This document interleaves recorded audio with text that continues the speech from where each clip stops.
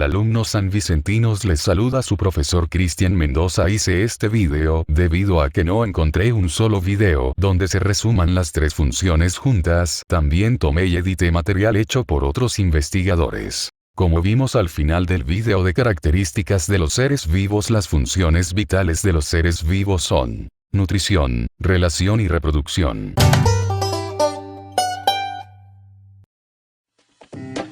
¿Qué es la función de nutrición? A lo largo del día realizamos muchas actividades. Caminamos, corremos, estudiamos. Para poder realizarlas necesitamos energía, y esta energía la obtenemos de los alimentos que comemos.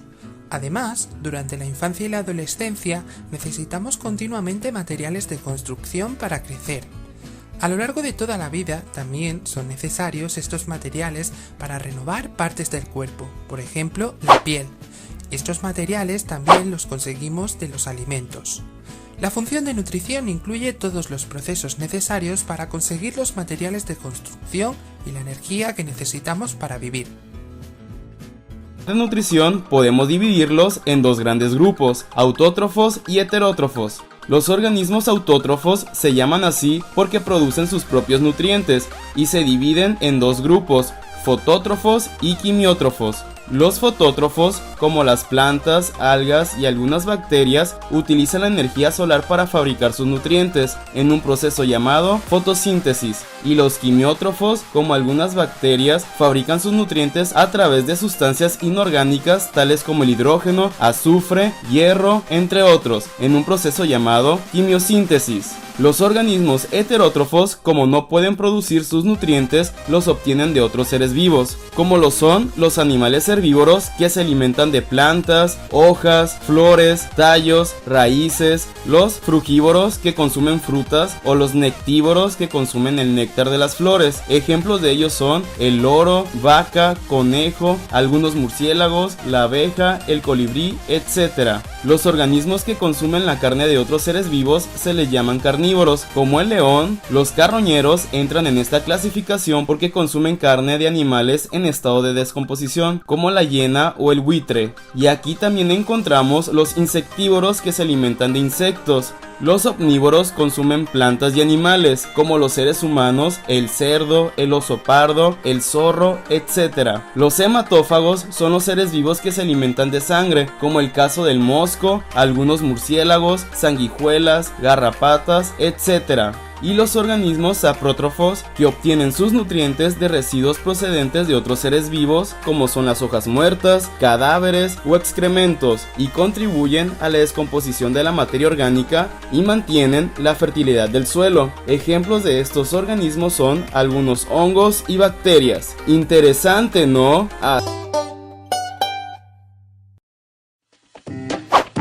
¿Qué es la función de relación? La función de relación es tan importante como la función de nutrición. Las personas captamos lo que sucede en el exterior. También nos comunicamos unos con otros, nos movemos y reaccionamos cuando suceden cambios que nos afectan. ¿Qué elementos intervienen en la función de relación? En la función de relación intervienen tres elementos importantes. Los sentidos, recuerda que son 5: vista, oído, gusto, tacto y olfato. Gracias a los órganos de los sentidos podemos percibir estímulos del exterior, como la luz, el sonido, la presión. Todo esto es posible gracias a las células receptoras. Las células receptoras mandan la información al cerebro por medio de los nervios, que son una especie de cables que transmiten mensajes por el interior de nuestro cuerpo. Los nervios forman el segundo de los elementos que intervienen en la función de relación, el sistema nervioso. Gracias a la información que han enviado las células receptoras al cerebro, este mandará la orden para actuar al aparato locomotor, que es el tercer elemento. El aparato locomotor está formado por el esqueleto y los músculos, que actúan según decida nuestro cerebro. Cada uno de estos elementos tiene un vídeo propio donde puedes conocerlos en mayor profundidad.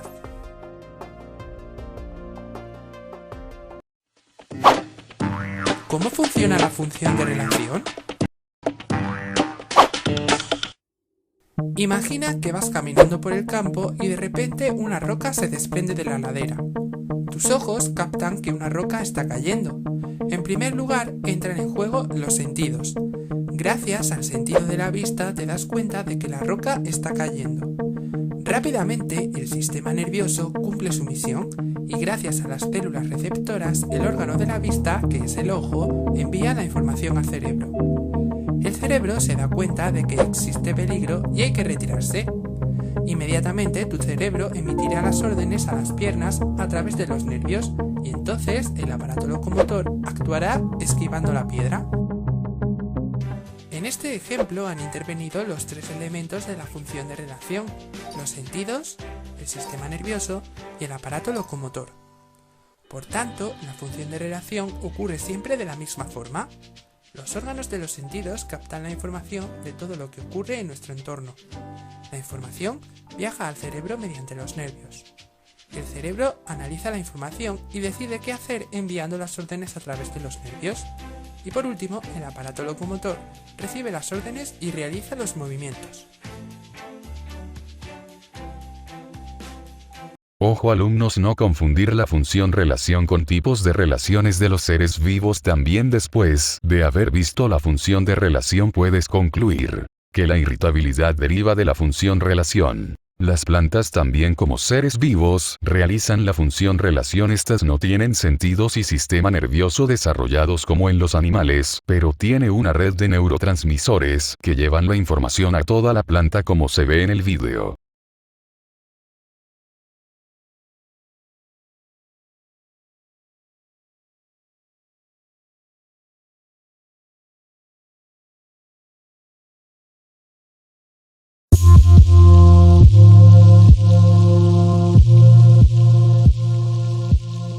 Todos los seres vivos poseen la capacidad de reproducirse.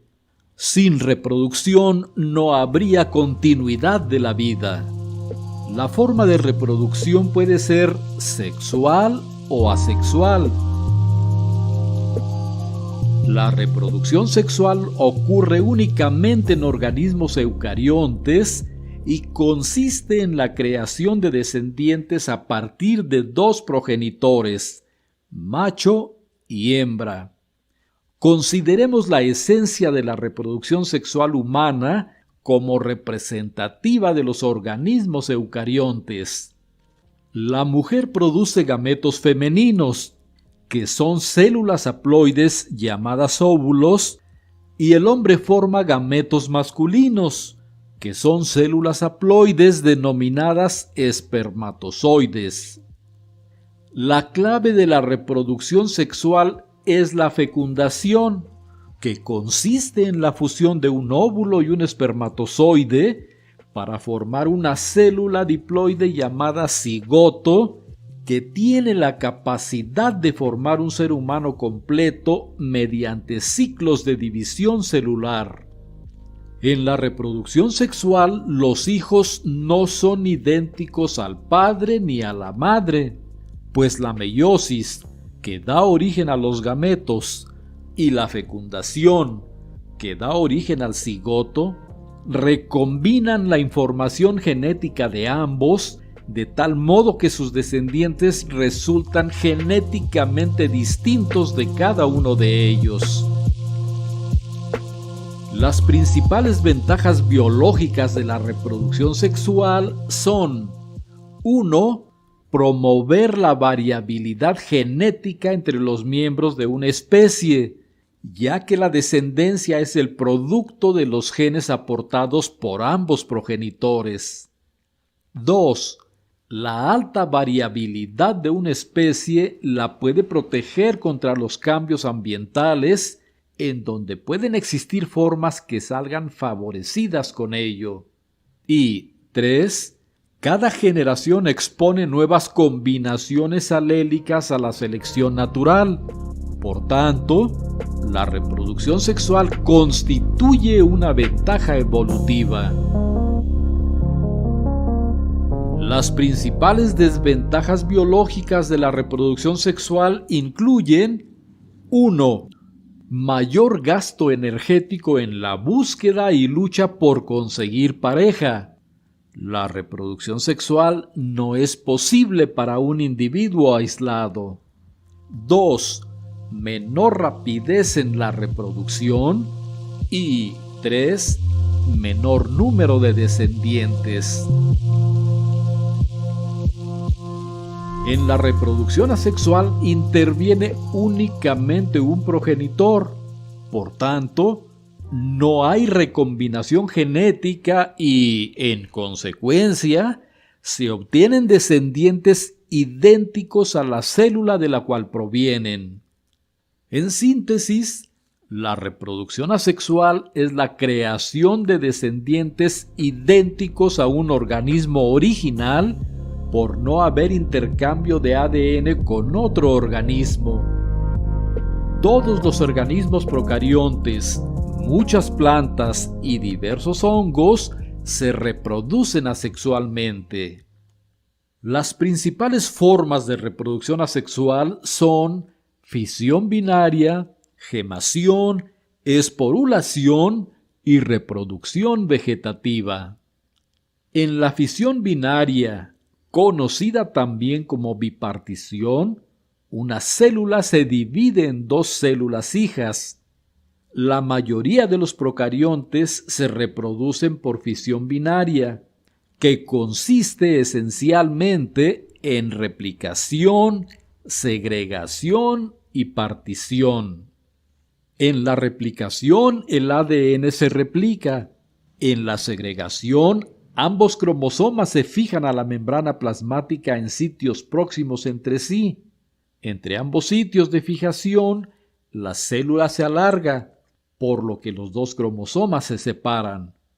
Y en la partición, la membrana plasmática se contrae por la parte media, se forma un septo y la célula se divide en dos. En la gemación se forman brotes en la membrana plasmática. Algunos organismos eucarióticos unicelulares, como levaduras, se producen por gemación.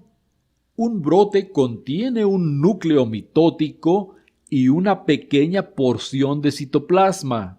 Se alimenta de la célula parental, crece y cuando alcanza cierto tamaño, se separa y se vuelve un organismo independiente. La gemación también describe la reproducción asexual de ciertos organismos pluricelulares sencillos, como esponjas y anémonas. La esporulación consiste en la formación de esporas. Los ciclos de vida de diversos hongos y plantas incluyen la esporulación. Una espora es una célula pequeña que ha sido adaptada para propagación y supervivencia durante lapsos prolongados bajo condiciones ambientales adversas. Muchas bacterias también son capaces de producir endosporas para sobrevivir bajo condiciones adversas. La reproducción vegetativa es una forma de reproducción asexual en la que una parte de la planta es capaz de regenerar una planta completa. Una nueva planta puede originarse de un estolón en la fresa, de un bulbo en la cebolla, de un tubérculo en la papa, de rizomas en gramíneas y, en general, de una sola célula, una codo, una estaca, un esqueje, un tallo y otros fragmentos vegetales. Las ventajas biológicas de la reproducción asexual incluyen 1. Rapidez de división, pues los organismos que la realizan no tienen que producir células sexuales ni requieren gasto de energía en las operaciones previas a la fecundación. Y 2. Un solo individuo puede dar lugar a una gran cantidad de descendientes, lo cual permite la rápida colonización de nuevos territorios. La reproducción asexual tiene la desventaja de crear descendientes sin variabilidad, al ser todos genotípicamente equivalentes a su parental y entre sí. Por esto, la selección natural no puede elegir los individuos mejor adaptados, ya que todos lo están por igual y no logran sobrevivir a un ambiente que cambie de forma hostil, pues no poseen la información genética necesaria para adaptarse a este cambio y esa especie podría desaparecer, salvo que algún individuo experimentara alguna mutación que le permitiera adaptarse al nuevo entorno. En resumen, la reproducción sexual ocurre solo en organismos eucarióticos. Bueno alumnos, muchas gracias. Resolver su boletín y enviármelo por la plataforma.